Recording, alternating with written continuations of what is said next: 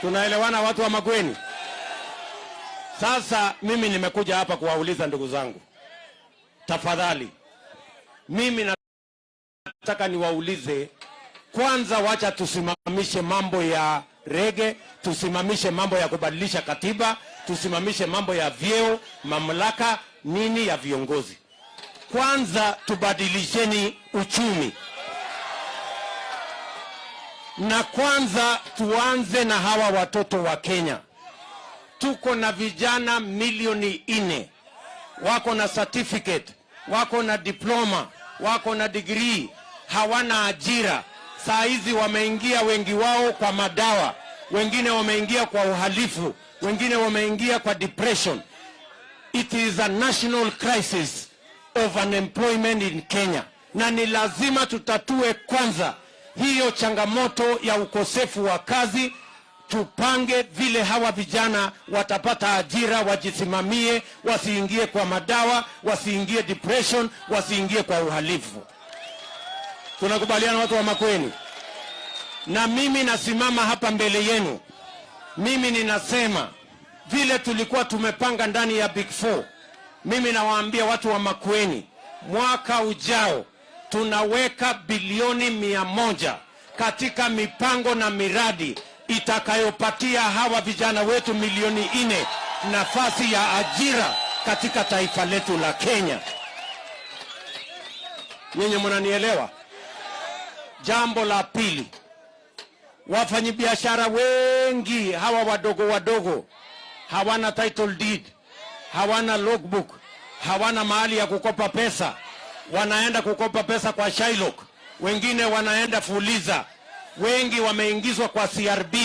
Lazima kwanza tushughulike, tuweke pesa ya serikali kwa wafanyabiashara wa micro, small and medium enterprises, ili na wao tuwasaidie kukuza biashara zao, kwa sababu 80% ya Kenya inafanya biashara katika sekta ya hawa wafanyabiashara wadogo.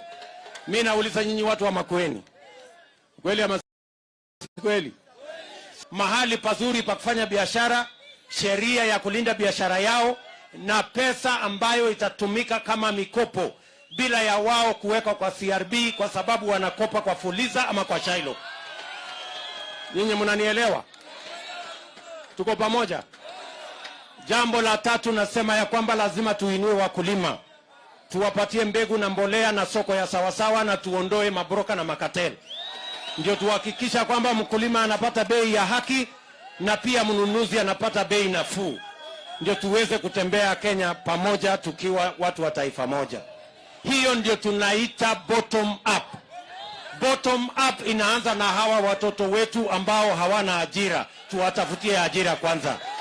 Bottom up inaanza na hawa wafanyabiashara wadogo ambao wanasumbuliwa na Fuliza na Shylock. Kwanza tuwapangie vile watapata pesa ya kuinua biashara yao. Bottom up inaanza pale kwa mkulima, apate mbegu na soko ya sawasawa, ili tupate chakula kwa bei nafuu, tuondoe njaa na tufukuze umaskini mashinani. Hiyo ndio mambo ya bottom up. Mimi nimekuja kuwauliza nyinyi watu wa Makueni, nyinyi mnataka tubadilishe katiba ama tubadilishe uchumi? Wale wanasema tubadilishe uchumi, wale wanasema tubadilishe uchumi. Very good. Mimi nauliza nyinyi swali ya pili, nyinyi mnataka tungojee ile inatoka juu atujui itafika lini, ama tuanze na bottom up hapa chini, tuanze kupandisha kila mtu kwa hii ngazi ya uchumi? Mnataka tufanye kani hii ya bottom up? Wangapi wanakubaliana mimi bottom up, bottom up, bottom up? Sasa sikizeni my friends, sikizeni. And I want to say this for the record. Unemployment in our nation is actually a national crisis. Millions of our young people are involved in drugs. They are in depression. Many of them are engaged in crime because we have failed as a nation to have clear programs on how to create jobs and engage our young people. It will be our first priority as a hustler government to make sure our young people, 4 million of them, have a job or a business to do. Na tumesema tunaunda chama ya mahasla wote wa Kenya. Na hiyo chama ni hii ya kazi ni kazi. Hii ya UDA. Mimi nimekuja kuuliza nyinyi watu wa Makueni. Munataka tuungane pamoja? Sisi kama Wakenya wote ndio tuweze kuwa na nguvu ya kuunda serikali ya mwaka ujao ambayo itashughulikia mahasla wote. Wangapi wanakubaliana mimi tuungane? Kwa hivyo tunaungana sisi wote kwa chama ya kazi ni kazi. Nikisema UDA, nikisema Harambee, tunasema UDA. Harambee! Harambee! Harambee! Nikisema UDA, tunasema kazi ni kazi. UDA! UDA! Wewe usijali. Hata kama wewe ulikuwa mtu wa ODM, ile ya kitendawili, ama ulikuwa mtu ya Wiper, ama ulikuwa mtu ya Jubilee, ama ulikuwa mtu ya sisi kwa sisi, sisi wote tunaunganika kwa UDA, kazi ni kazi, chama ya mahasla. Tuko pamoja? Tunaelewana? Sasa mimi nataka tukubaliane, watu wa Makueni. Sawa sawa? Mimi nataka tukubaliane. Haya maneno mimi nawaambia, mtu wasiwaambie ya kwamba haya mambo ya bottom up haiwezekani. Mimi nataka mjue, mimi nikisimama hapa, mimi ndio naibu wa rais wa Kenya.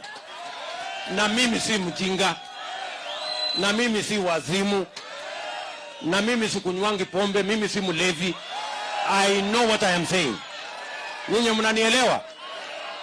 Si mimi ndio nimesaidia Uhuru Kenyatta tumejenga hii reli? Si tumejenga hii mabarabara yote hii? Si tumeunganisha stima? Si tumefanya technical training college? Sasa nyinyi mnaniambia hii kazi ya kutafutia hawa vijana kazi na mama mboga pesa ya kufanya biashara ndio itakuwa kazi ngumu kuliko ile ya kujenga reli? Mnani, wacheni maneno bwana. Hapana. No. Hii kazi hii lazima tufanye. Ama ni aje? Tumekubaliana? Haya, ngojeni kidogo. Karibu tunamaliza. Ngojeni. Hii watu ya wheelbarrow hii, nimeona hii wheelbarrow imejaajaa area. Hii ndio alama ya kusukuma wale watu mpaka washike adabu. Ama namna gani? Tunaelewana? Lakini mimi nasimama hapa Makueni na nasema hii barabara ya kutoka Makueni kwenda Kitui mimi nimepanga, imejengwa. Ile ya kutoka Kikima kwenda Utangwa nilipanga, inajengwa. Ile ya kutoka kule Sultanahmud kwenda Kasikeu nimepanga, inajengwa. TTI ya hapa Kibwezi West imejengwa. TTI ya kule Kibwezi Mbooni imejengwa. Sitima tumeunganisha, imefika watu 85,000. Hawa wanaume wengine wote hawa wanaoshindana na mimi, wapi kazi yao ambao wamefanya? Wako na kazi wamefanya? Wako na kazi wamefanya?